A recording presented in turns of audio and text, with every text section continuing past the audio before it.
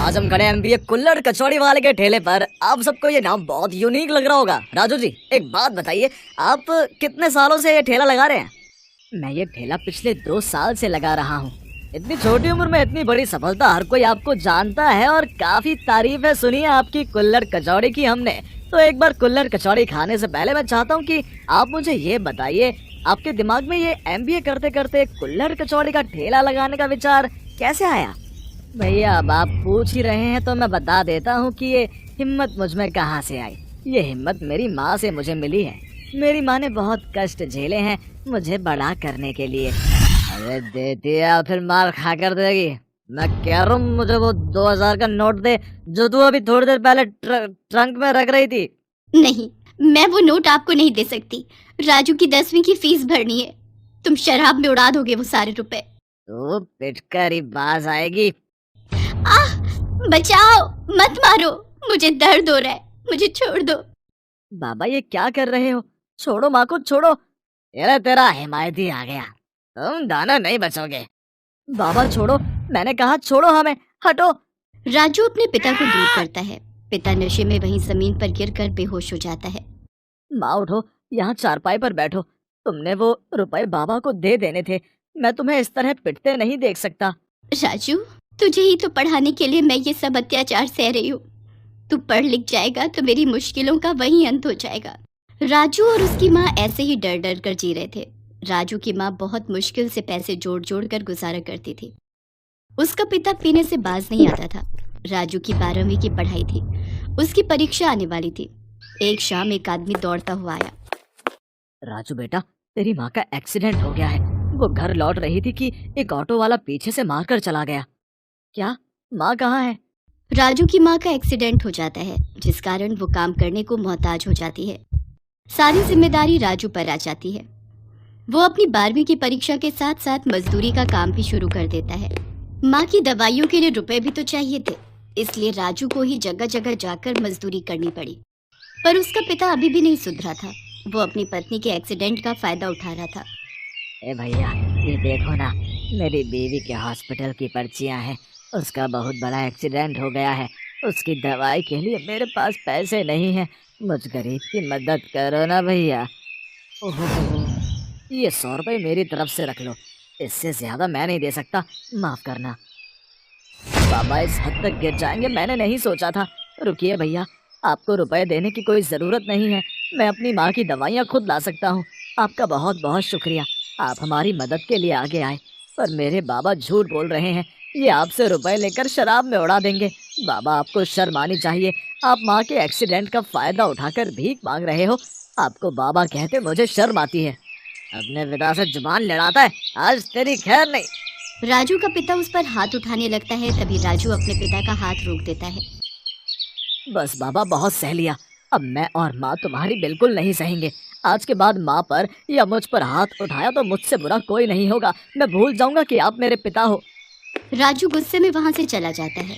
राजू के गुस्से से उसका पिता थोड़ा घबरा गया था, इसलिए अब वो उन्हें कुछ नहीं कहता था। कहते हैं ना कि शराब का नशा इंसान को एक न एक दिन जरूर खत्म कर ही देता है, और ऐसा ही हुआ। राजू ने कारखानों में, होटल में, दुकानों पर नौकरी करके, कॉलेज से पढ़ाई करके अपना एमबीए में रजिस्ट्रेशन करवाया था, ताकि वो एमबीए की पढ़ाई कर अच्छी नौकरी पर लग सके। पर सब कुछ हमारे हिसाब से नहीं चलता। जिंदगी कुछ भी प्लान करके नहीं चलती है। राजू के पिता का लीवर पूरी तरह खराब हो गया और एक दिन शराब के नशे में वो नाली में मरा हुआ मिला। माँ, बाबा नहीं रहे, उनकी शराब उन्हें ले मिली। मुझे पता था राजू बेटा, एक दिन ऐसा ही कुछ होने वाला है। तेरे पिता को ये शराब निगल गई। घरों के घर उजाड़ देती है ये शराब, जिनमें से एक मेरा भी घर है। राजू और उसकी माँ दोनों एक दूसरे से लिपट कर रोने लगते हैं। राजू अपने पिता का अंतिम संस्कार करता है। उसकी आंखों में आंसू थे। उसका पूरा बचपन दुख के साए में बीता था। जिस पिता की प्यार भरी गोद उसे चाहिए थी, दुलार चाहिए था, वो पिता नशे की आदत में सब कुछ भूल गया और एक दिन इस दुनिया से चला गया। राजू की माँ भी अब बीमार रहने लगी थी। उम्र के साथ उससे अब घरों में काम नहीं होता था। पारिवारिक दुखों के बीच व्यक्ति अपना सपना भूल जाता है। अपनी कहानी बताते बताते राजू की आंखें भर आती हैं। फूड ब्लॉगर भी थोड़ा भावुक हो जाता है और वो राजू को पानी देता है। ये लो राजू, पानी पियो। मैं समझ सकता हूँ, व्यक्ति जब इतनी परेशानियों के बाद किसी सफलता पर पहुँचता है तो पिछली यादें कहीं ना कहीं उसके मन में रह ही जाती हैं। बस उसके बाद फिर मैं माँ को लेकर यहाँ सहारनपुर आ गया। एमबीए की पढ़ाई तो मैं छोड़ चुका था, जो कि अभी भी मेरा सपना है। मैंने यहाँ कचौड़ी का ठेला लगाया। फिर धीरे धीरे मेरे दिमाग में कुल्हड़ कचौड़ी बनाने का आइडिया आया और कुछ टाइम पहले मैंने वो शुरू किया। बस अब तो इच्छा है पैसे कमाकर माँ को एक बड़ा घर लेकर देने की और अपनी एमबीए की पढ़ाई पूरी करने की। इसी सपने की खातिर बस मेहनत कर रहा हूँ भैया जी। राजू, तुम्हारा ये वीडियो घर घर पहुंचेगा। देखना, बहुत से लोग तुम्हारे ठेले पर कुल्हड़ कचौड़ी खाने आएंगे और एक दिन तुम अपनी एमबीए की पढ़ाई जरूर पूरी करोगे। तुम्हें कभी भी मेरे साथ की जरूरत हो तो बेझिझक मुझे याद कर लेना। सच्चा व्यक्ति परेशानियों और कठिनाइयों से लड़कर साहस के साथ आगे बढ़ता है तो उसे सफलता जरूर मिलती है। अगर आप भी चाहते हैं कि राजू अपनी एमबीए की आगे की पढ़ाई जारी करे तो प्लीज राजू के ठेले पर कुल्हड़ कचौड़ी खाने जरूर आए। एमबीए कुल्हड़ कचौड़ी वाला ठेले से।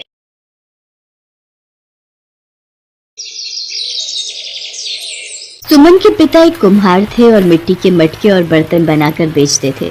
सुमन ने 10वीं तक की पढ़ाई पूरी कर ली थी और वो आगे की पढ़ाई करना चाहती थी।